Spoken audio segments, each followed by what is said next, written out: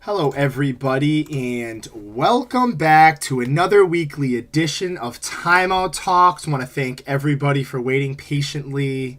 We took a little hiatus last week, but we are back, and we are brought to you by Chase and Thrills Custom T-shirts and accessories, the Ice Shaker, and also sponsored by Make It Mac. Tonight, we will bring back baseball. We got baseball opening weekend that just kind of wrapped up. Pumped for baseball season to finally get underway here, Ben. We're going to get to the Bruins and Celtics playoff pushes. We've got a big UFC card that we're going to preview that is upcoming this weekend, UFC 287. And we are going to kick off the show talking March Madness. For some of you who watched the women's and the men's, they were both pretty great. Had a little antics go on in the women's one. UConn dominated, but before we get to that, I just want to send out a special congratulations to Nick DeVosta for winning our annual March Madness Bracket Challenge. He's got the Ice Shaker that's going to be sent his way. He's going to have a customized t-shirt. So Nick, let me know what colors you want for that t-shirt and the size. We'll get that out to you. So just want to kick off the show with a nice little special congratulations to Nick DeVosta for winning. But other than that, Ben, it's been an interesting week. Like I said, baseball back. We've got a huge UFC card. But first, let's kick things off talking March Madness. And me and you were talking a little bit in the pre-show. UConn just absolutely dominating. LSU beats the famous Caitlin Clark, who bows out. A lot of awesome March Madness stuff. I know that the women's viewership broke 9.9 million views. It's the biggest they've ever gotten. So just a lot of good stuff to come out of this weekend, Ben, for college basketball in general. Yeah, as we were talking before pre-show, tough one for my Zags. Gonzaga always, so you can never trust them in the March Madness pools, to be honest. And sadly, if you got to go with some of these other ones, Gonzaga always makes a nice little run, but they always bow out. Tough for Drew Timme. He's just been there. It's like sixth or fifth year. But tough for him. Just can't get it done, unfortunately. He's going to move on. But just got to give a shout out to UConn. As Josh mentioned, just dominating the whole time. Each one was by double digits. Wasn't really too entertaining, as me and Josh again we were kind of alluding to. Listen, it was, you got to give them all the credit in the world, but double digits every time. Some of these games weren't the best. UConn just dominated everybody. Alex Smogo just dominated, averaged a double in the tournament. He was just unreal to watch, unreal to see his performances. So you got to shout out them for that, but still upset about Gonzaga. I want to give a little shout out to Miami too for making a nice little run. That was my little one. Josh had a nice little San Diego State run. Hang his hat on. I'm hanging my hat on the Miami run, Miami Final Four run. Shout out to them. Nice senior led team over there. Sad to see them bow out, but UConn, as we both mentioned, it was just they're on another level this year. They kind of kicked it off, turned it around in the Big East. They're kind of injured all year. Some just some time off. Everybody wasn't really able to play together all year. Finally got together at the right time, and that just shows you how easy it can be. Just at the end, if you just start playing well at the end of the season, start getting the flow, make nice little runs tournament. So shout out to UConn and shout out LSU to Kim Mulkey, securing herself one of the best women's head coaches of all time. Legendary coach Baylor turned that program into what it was now and turned this LSU program around in only her second year. So just amazing to see that. And I got to give her credit for that. Caitlin Clark, I wasn't on, Caitlin Clark, she was amazing, Josh, and everything, but the rest of the team wasn't too good on that Iowa side. Listen, it was just mainly her. So shout out to her, but that Iowa team, gotta help her out a little. 100% a one-woman wrecking crew.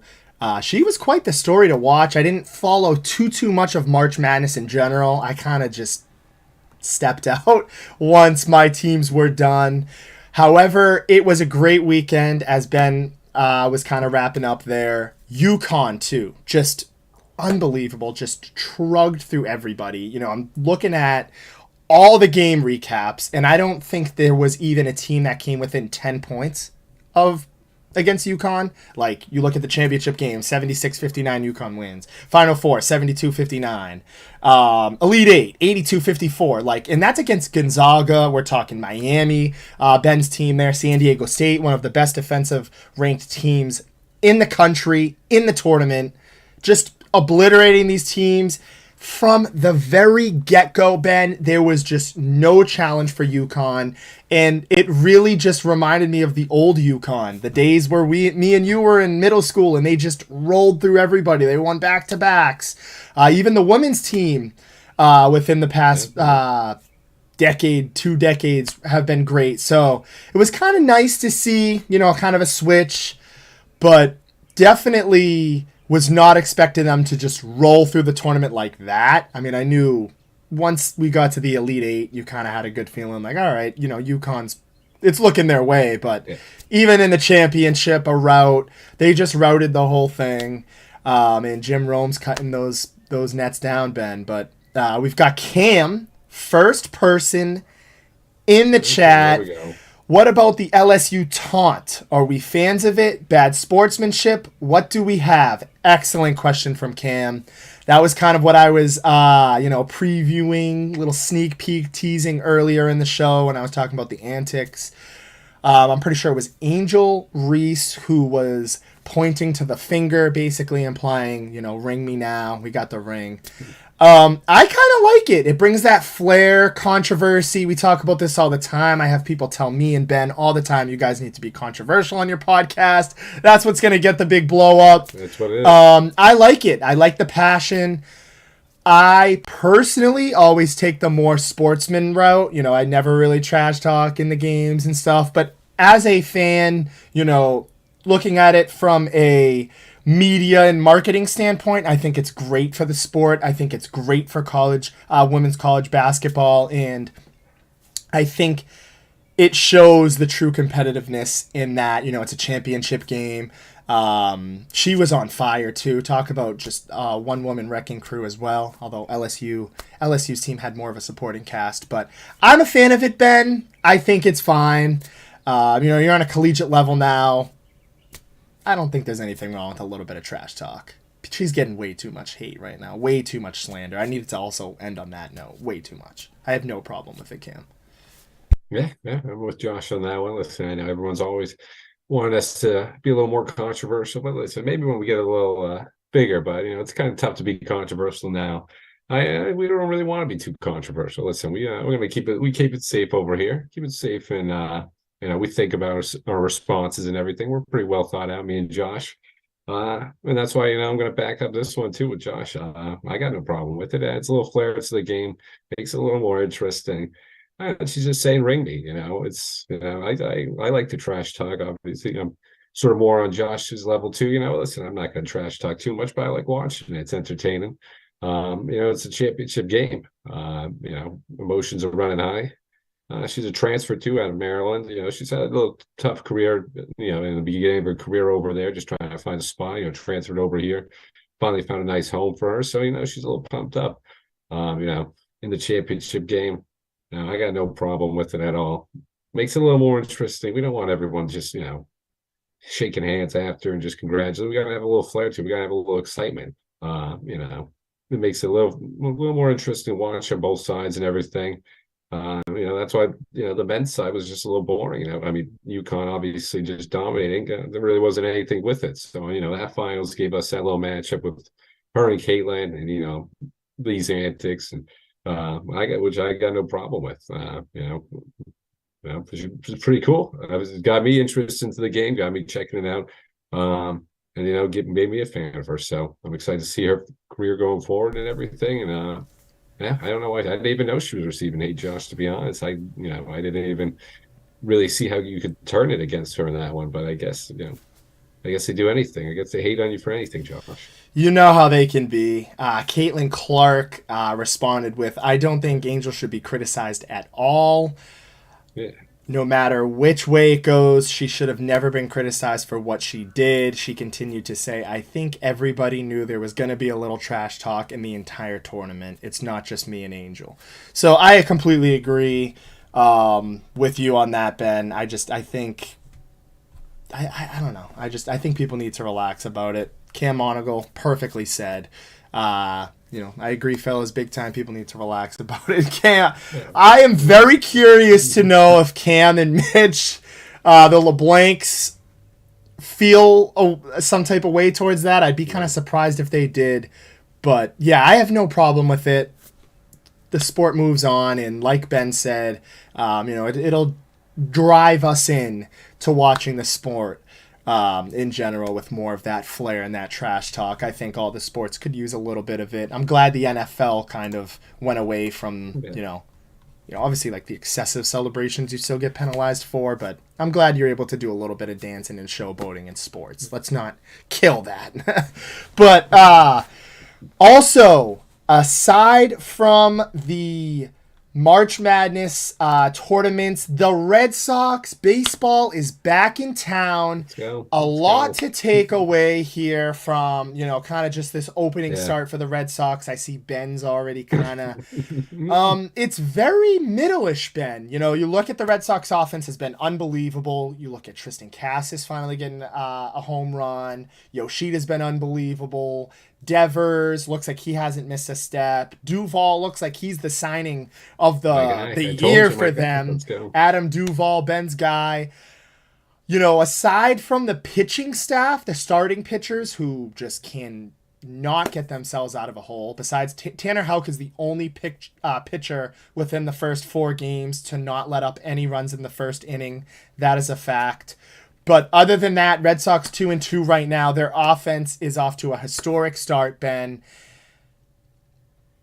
I wouldn't be too worried about. I think this is how I'm going to word it. The Red Sox offense is going to continue to dominate. They're going to be. I'll go out on a bold take to say they'll be a top 10 team offensively. I'm going to also follow that up with saying their starting rotation is going to be a headache all year. Chris Sale's got his injury. He is just not the same Chris Sale. The contract isn't looking good. I think it's time to move on. And when I say move on, I'm not saying like trade him or deal him right now. I think the expectations need to be lower for Sale. Cutter Crawford is just not ready. He wasn't ready last year. He doesn't look ready right now. Tanner Houck has shown inconsistencies, but he's shown he can kind of be that guy. Corey Kluber's Corey Kluber. He's not that same Cy Young winner anymore. There's just a lot of question marks within the rotation and in the bullpen as well. Ryan Brazier, Zach Kelly, excuse me. Just a lot of question marks for the Red Sox, and I think the offense will carry the load this season for them.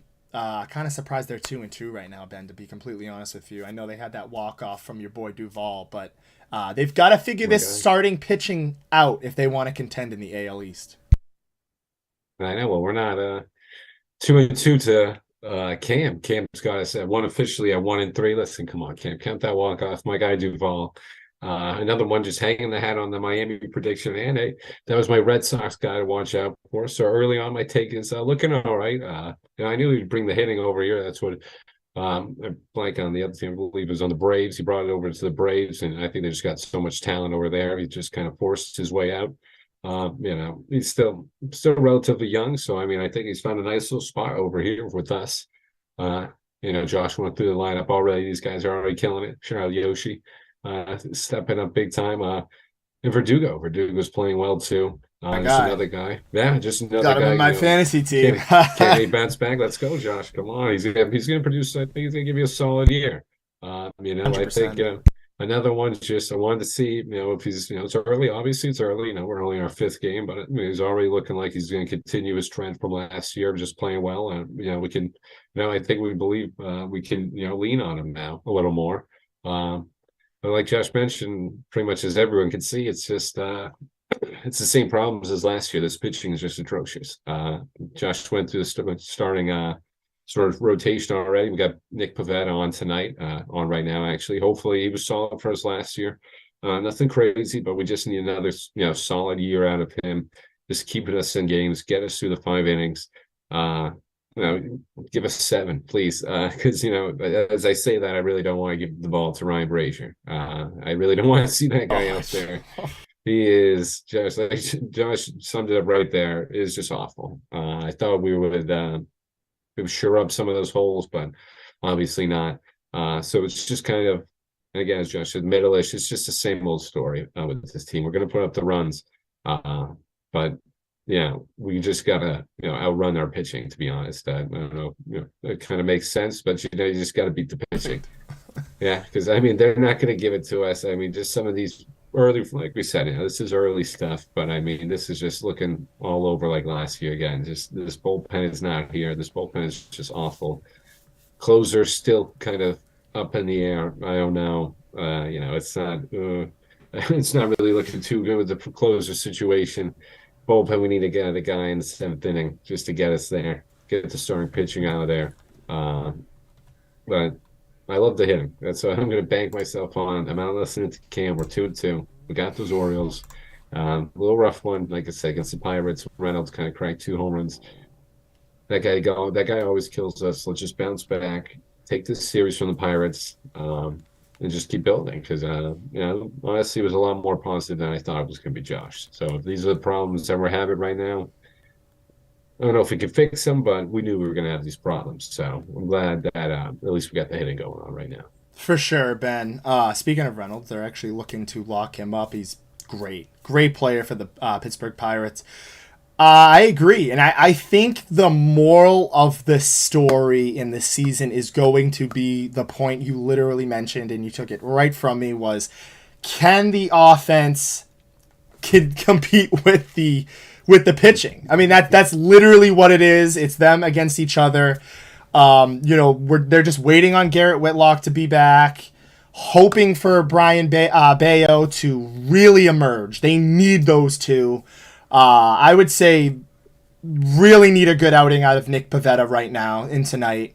But one of the biggest takeaways for me, when I kind of just look at the start of the Red Sox and you look at the first 3 series that they are going to be competing in, all winnable series. The Baltimore Orioles, they can beat. They did. They took that series. The Pittsburgh Pirates, they're 2-2 right now. That record will not be 500 by the time the end of the season comes. I can guarantee you they will be below 500. That's a winnable series for the Red Sox as well. Then the Red Sox finally take their first road stand, and they go to play the Detroit Tigers, who they can also beat and gain some momentum heading into a huge series. I don't want to say huge, but, the first real challenge series, which would be the Tampa Bay Rays, who are undefeated right now. I think you need to take all 3 of these series. You should be, 6-3, 7-3. Like, I understand that the pitching isn't the best, but the Pirates and the Tigers are not, they're not quality clubs right now, so you need to kind of take advantage of that. I think the Red Sox will, and I think the biggest question, Ben, will be how can the starters in the rotation be? Aside from kind of the starters, the bullpen's been terrible. There's been guys that have shined, though. Chris Martin's been very good in 3 innings pitched. I don't know if he took the field yesterday, but in that first series, he was very good. He was kind of the unsung hero, kind of the setup guy, 7th and 8th inning. He was able to kind of hold on to the lead there for the Red Sox. Turning over to Kenley Jansen, same thing for him. He helped lead them to that comeback win against the Orioles, kind of held it down, 3 strikeouts, no runs, I think it was like 1 hit allowed in his debut. So again, there's some bright spots and then there's some concerns. I think some of the concerns is to your point. It's the same stuff. It's the Ryan Braziers, the Zach Kellys, the guys that we know were just going to be the same thing. And Ryan Brazier hasn't been the same since that World Series run that they had against the Dodgers years ago. And he's not going to be that guy. I'm sorry. His Japan outings, that's as best as he'll be. Maybe he proves me wrong, but that's where I stand with the Red Sox. Flipping it over quickly to the Yankees because I got to talk about them. They're off and running. I know they had a tough loss to the Giants. I wanted them to sweep them, and Jared wasn't able to hit on his parlay. Sorry, Jared. But the Yankees are good. I do see the Yankees, taking that division. I think it's going to be pretty interesting between the Yankees and the Rays, Orioles, Red Sox, and the Blue Jays as well, which is funny. I said to James, I wish I could even make a bet. I'm telling you the Rays will be better than the Blue Jays this season. Right now, the Rays are 4-0. Blue Jays are 1-3. But at the end of the day, too, it's early, but I'm just glad baseball's back. Yeah, same here, Josh. It's always good to get it going again, get all these sports going at the same time. I just want to get that one in for Cam, on the Yankees one. He's got Yankees under 60 wins. You got to book it right there. And we'll let Josh respond to that one, too. I don't know why Scooby turning down a Sox game tonight to watch Scooby. That's the wrong move. That's the wrong move, man. Listen, it's a beautiful night out there. No offense to me and Josh, but I mean, come on. Look at the night we got. It really is game. Beautiful. I know come on, Scooby. I know he's just kidding over here. Hopefully he's just kidding because I would have probably went to that Sox game. Like we said, it's a winnable game too. We got to take them early. We got to see how the season's going to turn out. But if you got a winnable game in this Pirates series, go check it out. So I always shout out to Scoopy for tuning in. Love it when he's here. Maybe he can get us on some of the whatever he does, the rugby stuff. Maybe he can get us on some of that stuff. Give us an update. Free Jacks. The Free Jacks. Let's go. Let's go shout out Free Jacks. Thank you, Josh, for that one. But I just want to piggyback on that one from Josh too. We got I think definitely I could see this team being 7-3. I'll give us. We already dropped the Pirates one. We got to go get the rest of these games. I'll let that Tiger series, if we drop one, that's all right. It's the first road trip. Even but 4. We got to take 2 out of 3. Yeah. We got, but we got to take the series. We got to take these series, Josh, when we can. Load up on them right now because I don't know how we're going to be in the middle of the season. As we mentioned, these pitching issues. Are they going to get better? Are they going to get solved? Who knows? So might as well get these wins early against beatable teams. Try to stake your claim against the Orioles or build up that lead in the division because the Rays are their own beast, and the Yankees are the Yankees. So we got we got to deal with that. Hopefully, like Josh said, hopefully the Blue Jays stay down there 1-3 territory. I don't know what's going on with them. Hopefully they have an off year so we can bounce off, so we can sort of capitalize on that. But Red Sox, solid start so far, Josh. And just like you mentioned, get that baseball back. Good to see everything going on, but it's nice and early, so everyone's still in it. All those Diamondback fans and Orioles. The Orioles are a little bad. I don't want to we can't throw them in there anymore. But all those other teams are still in it. So just good to have baseball back, Josh. Oh, I'm so happy. I got the T-Mobile Tuesday MLB TV. I'll be watching all the games. I got my boy Julio in fantasy. I'm feeling good about my fantasy team.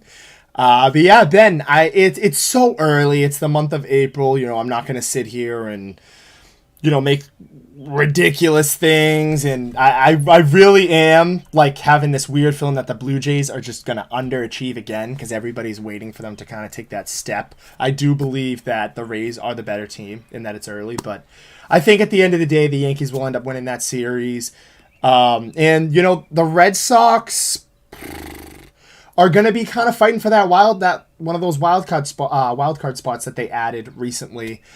And again, it's just going to come down to the bullpen.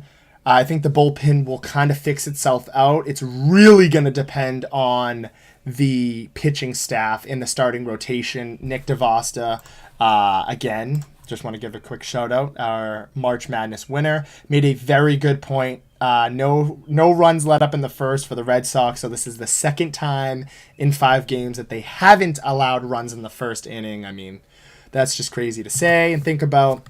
And we've got Cam, AL East final standing prediction on the spot right now. Both of you guys, let's see who the baseball guru is. I'm going to say, I can't give you like Who's the it gonna go with? numbers, Cam. I'll say Yankees get close to a little bit over 100 wins. They win the division. Rays come in second. Blue Jays in third. Red Sox in fourth. No. Actually, I'm going to switch that. Yankees in first. Rays in second. I'll say Red Sox in Oh, third. Blue Jays, Orioles. Take there. A lot I'm of gonna people don't switch. think the I'm Red gonna have to Sox. switch it. I'm gonna. Yeah, listen. I wanted to see where you're gonna go with the Red Sox. I don't know how the wins. Josh, that's a little. Josh was getting a little fancy on me with the wins. So he's killing me with that stuff. I was just gonna go standings. I was just gonna go. I got Rays win at Yankees second, Red Sox third. We'll go Orioles fourth, Blue Jays last. I think Blue Jays. I don't know. I got a weird feeling about that. Yeah, Glad. just gotta rock I'm with the glad I was Orioles. able Yeah. to rope I you in gotta with the rock. Blue I gotta. Jays. Yeah, I mean, listen. I don't really. They're gonna have a little off year. The Blue Jays. Who roots for the Blue Jays? Come on. It's But yeah, I see us there, Josh. I think we can. I think it's pretty much the race of the Yankees. and Unfortunate right now. it's crazy because the Blue Jays have so much talent. They've got Vlad Yeah, Guerrero Jr. They've got the stud in Alec Manoah. They've also got Bo Bichette. So Hope they've shit. got I some got. really good pieces there. They obviously were one of the best. I mean, we're one of the better teams in the AL East last year, but just haven't quite made that leap that teams and fans have expected them to make. But I like it. I think the Red Sox get in third, and I think it just comes down to their offense being dominant, Ben. I think that's really going to be, like you said, I think that's going to kind of be the theme is the offense can kind of carry the load, but how much of the load can they carry depending on the holes that the starting rotation gets them in. And if they can somewhat figure it out, which I think that it will, I think it'll kind of plateau for the Red Sox and the pitching staff. But it's early. We've got plenty of baseball to get to. However, in Boston, we don't have as much time left for the Bruins or the Celtics. We're going to start off with the Bruins and kind of just an interesting little segment here that I wanted to stir up. And I don't want to do the deja vu thing, but I am going to ask the question, can anybody beat the Bruins? Like, from top to bottom, this team is unbelievable, Ben. They're going to probably break the record, get the President's Trophy. This is probably the best regular season Bruins team we have ever seen. Jeremy Swayman finally getting his thing on. Orlov continues to dominate. I don't even need to talk about Pasternak's finally getting back to it. McAvoy back on the ice. Bergeron, all these guys. Marchand, like the whole team from top to bottom. Hathaway, Frederick, like Huge break. from Yeah, top to he's huge. bottom, the depth is just unbelievable. And I really don't think that there's anybody that can beat this team. I'm serious. I don't think the Lightning will beat us in the playoffs. I don't think the Hurricanes can do it. I think on paper, in terms of bad matchups, maybe the Hurricanes historically have given us a hard time. They might. Maybe it goes to 6, but I really think the Bruins are destined. I really do. And I don't think anybody can. And I think Nick DeVos hit it on the point here. Only the Bruins can beat the Bruins because nobody else is going to be able to do it.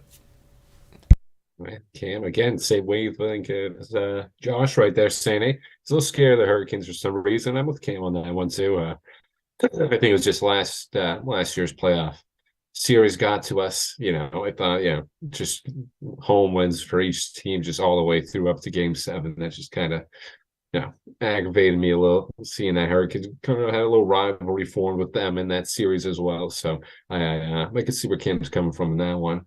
But yeah, as Josh mentioned, listen, I used to be that way with the Lightning. Lightning no more. I think we kind of took it from them a little. At least this season right now, took the throne away from them. We got a team of destiny feelings. It's just another perfect example of this Blues game. Up 3-0. And then slowly. I mean, listen, that was a tough little goal. 8 seconds left in the second period. They got one up, got one on the board, and then tied it up in the third with 20 seconds left.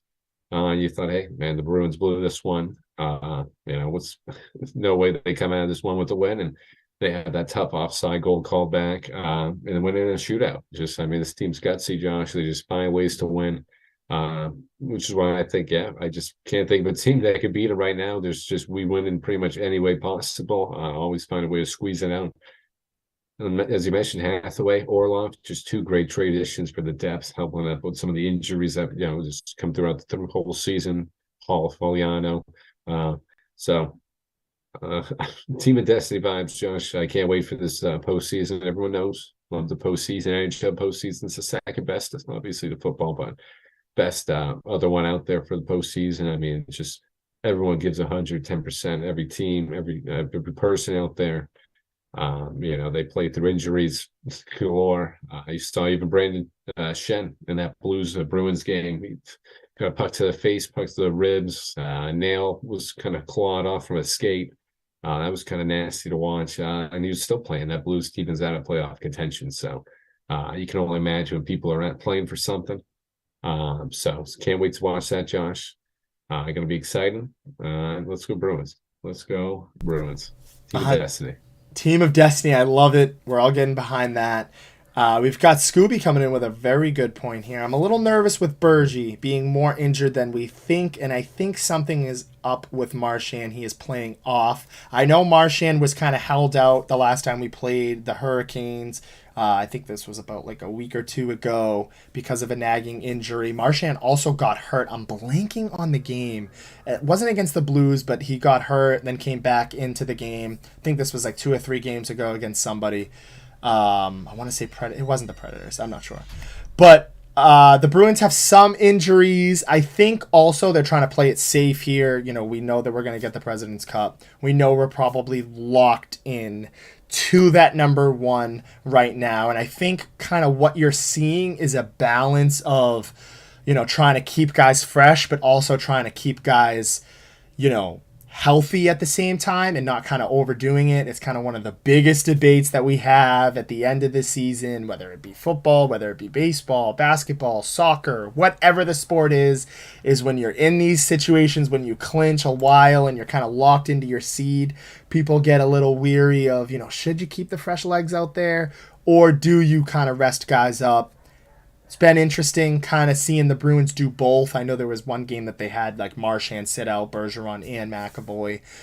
However, and it was Buffalo. Yes, it was Buffalo. Thank you, Cam. Then he was able to kind of come back onto the ice. So I know that there's something maybe there, and I think maybe just the end of the season. These guys are getting older, like Bergeron, Marchand.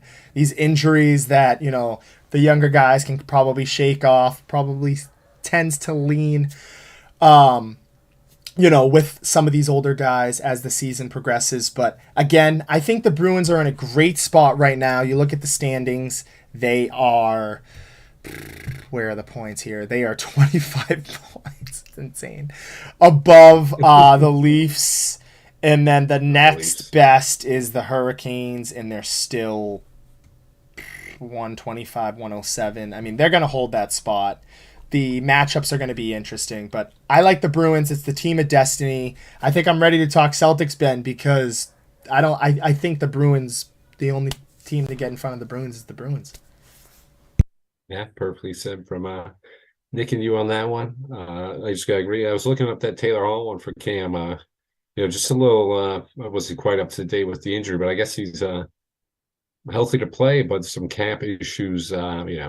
I don't know if we have enough cap to bring him back. Unfortunately, we placed him on the sort of LTR. I was looking it up. I guess just while he was injured, that saved us about $6 million. But we currently do not have enough to get him back. But there's a loophole. I'm not sure what the loophole is, but to get him back in the postseason play. So I believe that's what the Bruins are planning on doing. I don't know if Cam's got any more updates with that one, but I believe that's where we're up to date with Taylor Hall. I believe they're going to try to use whatever this loophole is. They didn't really specify what that is because they need about $6 million in cap space to bring him back. We're only available cap space about 39,000, Josh. So we are well under that one. We wouldn't be able to get him through this, but hopefully with this loophole, whatever it is, I'm not an NHL GM. They didn't really disclose what that was, but hopefully you can get him back because that would be huge. I mean, if we get Taylor Hall back, that would just take this team to another level. So. hopefully we get this loophole, Josh. Like I said, not NHL GM, but let's hope for the best for Taylor Hall. 100%. Again, he would just add to that depth for them. I think it's a player that, you're going to miss, but again, they have so much depth right now, and I think they will kind of figure it out. It makes me kind of think of the Kucherov thing with the Lightning. They're able to kind of finagle their way to getting him back on the ice. I think it's a similar situation that the Yeah, Bruins are something. in. I hope to see him out there on the ice. I guess we'll have to wait and see, but the Bruins are in good standing right now. They're going to lock up that first seed. However, if you flip the script or don't even have to go too far, just a little bit down the hallway at TD Garden, let's talk about the Celtics and their path to the NBA Finals. Right now, as it looks, they are the second seed, 2 games behind the Bucks, 3 games ahead of the 76ers, in which they play tonight at 8 p.m. Right after we get off the show, they will be live, Celtics Sixers. They then follow those 2 games up. They only have 4 games left. They go Sixers, Raptors tomorrow, Raptors Friday, Hawks Sunday, and then playoff basketball will be in the next week or so. It's an interesting one here tonight, Ben. The Sixers are 3 games behind. I think if you look at it right now, we are locked into the second seed. I don't think we're going to catch the Bucks. I don't think the Sixers are going to catch up to us. They're 3 games back. There's only 4 games left. It's pretty unlikely. And if we beat them tonight, that's just a wash anyways, which I think we probably will because we usually own them. But the path to the NBA Finals could get a little interesting, Ben. Right now, it would be the Miami Heat if they were to kind of, with the play-in and everything to kind of figure out that way. It would be the Miami Heat and the Celtics in a first-round matchup. Tough, Josh. Not the worst right there. It's another team that the Heat always scare me for some reason. Just you never know with Jimmy Butler and that crew over there. You never know what's sometimes they turn it on, playoff time. Sometimes that team kicks into gear. They look at Kyle Lowry over there. Got a bunch of bets. So it's always a little scary, but I would like that matchup, Josh. I'd welcome it. I think this team's ready to go. Celtics turn it was a little, they've been a little dicey of late, but I think they turned the corner. Sort of got settled down. Not as good as the Bruins right now, but I think the Celtics are just on a good pace. And like I said, during that sort of period of diciness, you kind of lost that number 1 seed. We're going to have to, go to Milwaukee at some point. We're going to have to win. If you want to get to the finals, you got to get through Milwaukee unless someone knocks them out, which I really don't see. But I'm confident in the Celtics team. I think we're turning around at the right time. You just got to react to Aaron's point on Lewis Hamilton getting stripped of that F1 2008. I don't know about that one, Aaron. Listen, I hate Mercedes too. I got to look a little more into the 08 one. See what's going on about that one. But listen, I would love to see the title get stripped from Mercedes. Go Ferrari. Another iffy start to the season for F1 for Ferrari, but hey, we're going to get back on track, just like the Celtics. Wow, like that at the end. Get it back on track, just like the Celtics. I agree, Ben. I will say the confidence level for the Bruins is up here. The confidence level for the Celtics is not as high. Again, I'm going to stick by my original statement. I think it will be the Celtics and the Bucks in the Eastern Conference Finals. I think that was kind of the matchup we all wanted to see last year. However, we saw it in the the semis. I think that's what we're going to get in the Eastern Conference Finals this year. But right now, it's looking like it could be Miami Heat and then a Cavs or a Sixers matchup in the second round. I like our chances. Again, I think we're locked into that second seed. The Cavs, as you were kind of mentioning there a little bit briefly, Ben, they scare me just historically on paper this year. They've kind of given us a hard time. Same with the Knicks. The Knicks, Cavs, Sixers, I think from 3 to 5 is like pretty much locked. But where it gets interesting is from the Bulls all the way to the Hawks from 10 to 8. All those could kind of be twisted and stuff depending on the play-in. I believe it's the first 6 seeds are safe. So We got some time here, Ben. I think what's going to end up happening is it will be the 8 teams to get in will be Bucks, Celtics, 76ers, Cavs, Knicks, Heat, Nets, and Hawks. So I think it'll stay to the way it is at 8. I might even, I don't know. It's really tough between the Hawks, Raptors, and Bulls. But again, I'm kind of dicing off a little bit here from the Celtics. But I think the path to the NBA Finals will be challenging because we don't have that number 1 seed. But at the end of the day, I think it's really all just going to depend on that matchup, the Eastern Conference Finals. Hopefully the Bucks are worn down a little bit more than the Celtics, depending on injuries, fatigue, whatever it may be. But I think that's pretty much where the stars are aligned for the playoffs this year, Ben. Yeah, like you said, it's a little interesting race, for that 7 to 10 spot. Both conferences, as we mentioned, me and Josh talked a little before the show. Rams Lakers, and a little dicey situation over there. We can look at some of those ones. They got even more close. Sure, we got some time. Even a closer race than this East one. They got the Clippers. Wow. A bunch of teams over there. Thunder hanging around. Nice little young squad. I like it. Alexander. He's been playing well. Josh Giddey. That's a nice young team to go watch out there. Don't even have Chet Holmgren with them right now, but like Josh mentioned, I'm kind of scared of the Knicks too.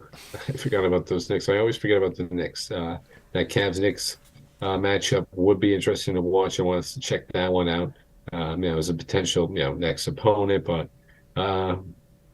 Out of all those teams, I guess the Wizards, the Raptors, to a degree, scare me a little, but I think out of all those teams, it's really just the Heat that would get me a little worried. No offense to the Nets and all these other teams, but I just think, and the Bulls, I think just sort of out of those lower tier teams, higher tier teams, I should say, the Heat would sort of give us the most problems. But, and Aaron, I thought I gave my thoughts on that Lewis Hamilton one. I gotta dig a little deeper. I didn't think, I gotta double check on. I don't know if they covered that one in the Netflix series. I gotta double check that one. But listen, I would love for them to strip it. But I want to Red Bull as my rivals now and enemies. Everyone hates Red Bull now. They're the new Mercedes. They're the new top class.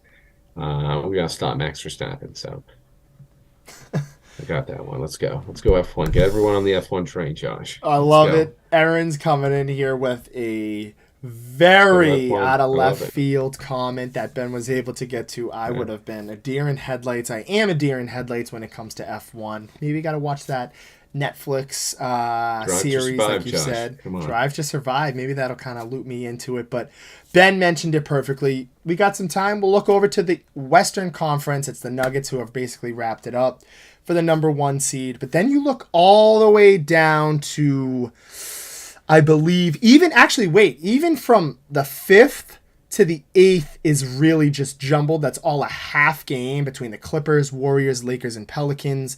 All must-win games, like for all of these teams, like literally. I would love to see the Thunder win the play-in or get out of the play-in somehow and earn a 7th or 8th spot. I don't think it'll happen. I also don't believe too much in the Timberwolves. I think by the time we look at it, it'll be Nuggets, Grizzlies, Kings, Suns. Clippers, I think, will hold on to it. Warriors will hold on to it. And I think it'll end up being Lakers, Pelicans. You know what? I'm going to go on a bold take. You know what? I'm doing it. I'm just going to do it. I think it'll be Nuggets, Grizzlies, Kings, Suns, Clippers, Warriors, Pelicans, Thunder.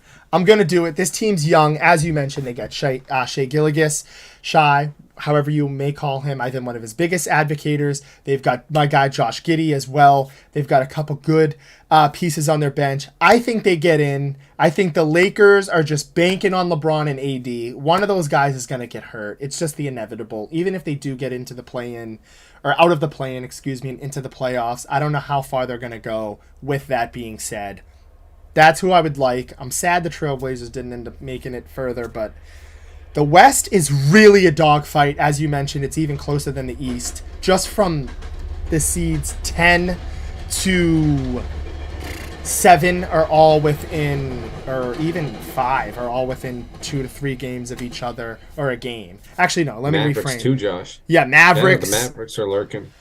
I think that they're not going to get in, and I think it's Oh yeah. wicked sad because it's kind of like literally embarrassing because they went out, they traded for Kyrie, and they've gotten worse. They've regressed every worse way since they went to the Western Conference Finals that one year with Luka. It hasn't been looking good, but then I got the Thunder and Pelicans sneaking in to the playoffs. So Yeah. there you have Yeah, it. I'm gonna have to agree with you on that one, Josh, too. And no, we've been looking at it too. The Jazz. I mean, the Jazz are sort of in that spot too. It's kind of the Timberwolves at that ninth spot, Thunder, Mavs, and Jazz. Jazz just 2 games back of the Thunder.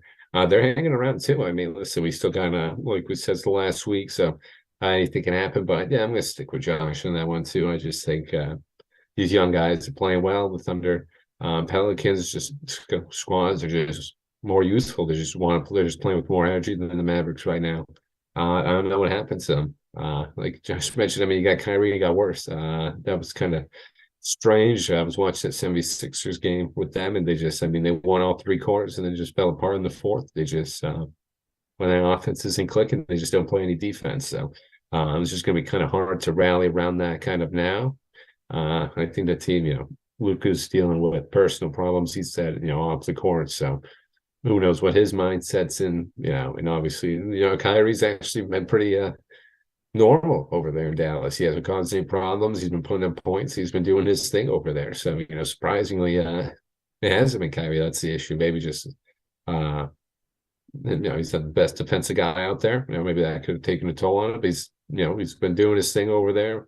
Hasn't been causing any trouble. So, I mean, that's been kind of shocking to see. You think, if the Mavericks had demise, you would think he would be, sort of the center of it or, have play a part in it. But this team just can't defend, Josh. They just really can't play any defense. And it just, unfortunately, you brought in a guy who's just going to score and not really play defense. So it's not really on Kyrie on this one. It's not even his fault. So this Mavericks team, they just got to figure it out.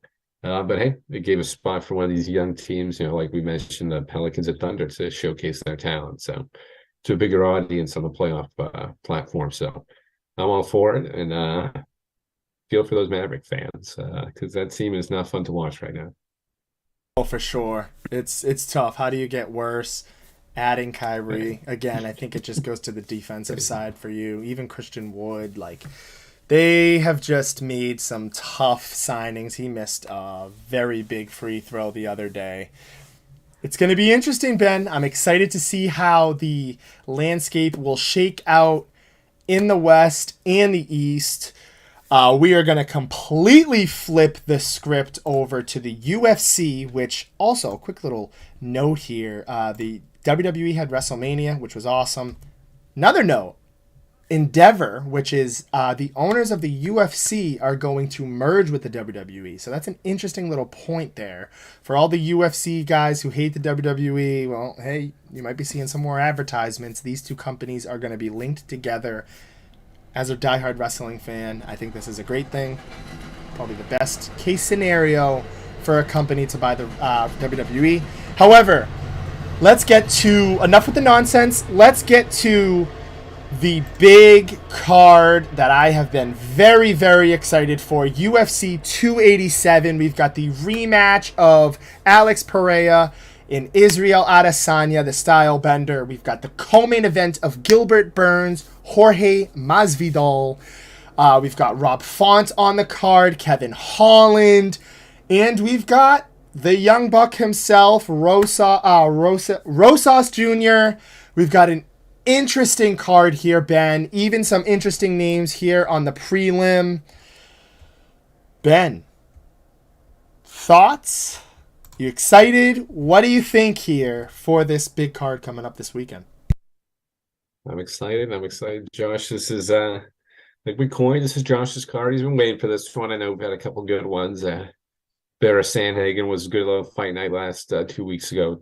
UFC took a week off last week. I was wrong on that one. Corey Sandhagen took it to Marlon Vera. Jimmy got me on that one, but Not my fault. Not my fault. He's going to bounce back. Corey Sandhagen's the real deal. But for this card, mention the prelims. Watch out for my guy Joe Fizer, Josh. Joe Fizer, find Gerald Mascaret. Hopefully I didn't butcher it too much, Gerald. But a nice young guy over there. I saw him in the Dana White series. He loves to throw. He's going to put on a show. That's why Dana White gave him a contract. He said, if you want to earn a contract to the UFC, you be Joe Fizer. He put on a show, nice little knockout in his UFC debut too. This is a nice little sort of next test for him, next level up, you could say. Find a nice little vet in Gerald. But that's just one of the prelims to watch out for. Obviously, Josh mentioned that co-main one. I'll just say right now, I'm going to take Gilbert Burns. That's not even going to be a Double fight. down. It's going to be Screw double down. Masvidal. I'm not a fan of him at all. Sorry. Oh, it's all right, Josh. No, it's all right. I'm going to counter him. Maybe you just want to get controversial. I like Masvidal. Me and Josh can disagree on that one. I like Masvidal. He's decent to me. I just think he stinks now. To be honest, he just doesn't. He's just a legend now. He's just one of the names. And, even he beat up Ben Askren. I mean, no offense to Ben Askren, he can beat me up, but I mean, he really wasn't the best. It was just Jorge's given us some great clips to watch, some great highlights throughout the years, but I think Gilbert's just going to take him to town. I think Jorge is just a little out of his prime right now. So if anybody wants to take that Gilbert Burns, I think he's they're just going to throw hands. I think he's just going to be able to outlast him on that one. Just looking at through some of these other ones, obviously Josh mentioned the young guy Rahul Rojas, the youngest fighter over there. It's going to be a good one. Hopefully, let's see about this next test for him too. This is a lot of card in this one, a lot of guys on this and women on this card. Sort of the next test for them was sort of let's see where they're at right now. Some of these youngsters, let's see if we can give them the next contender sort of going forward. And obviously the main event, Pereira Izzy. I guess it would be the trilogy and some, probably the fourth time they've been fighting. Not the second time, obviously, in UFC, but Josh, I'm going to take Izzy in this one, too. I think I'm going to back my guy, Izzy. Actually, no, I meant to say Alex, sorry. Not Izzy, not my guy, Izzy. I'm taking Pereira. I meant to say Pereira. I thought I said Pereira. I took him last time. Nice little plus money there, Josh. I think you got to take him in this one. I know Izzy is preparing and everything he's got for this one. But I think he's just going to fall short on this one. Again, I think Pereira's just too dominant for him, Josh, and it kind of leaves you in the Usman territory. It's like, what's next for Izzy? I think we're going to be looking at him. What's the next fight for him? Because I think the title might be out of his grasp right now. I've got Gilbert Burns winning as well. I've got Raul. I've got the young kid. I think he stays undefeated. It's been tough to kind of watch him do an interview. However, he's a great fighter. Great young little career. But I'm going to disagree with Ben. I like the style bender. I like Adesanya. I do agree with Ben on the fact that this is a very tough matchup for Adesanya. I believe that they have fought twice before the UFC, and Izzy got knocked out once, I think. So, kickboxing. So this is a not so good matchup on paper and even historically for Israel Adesanya.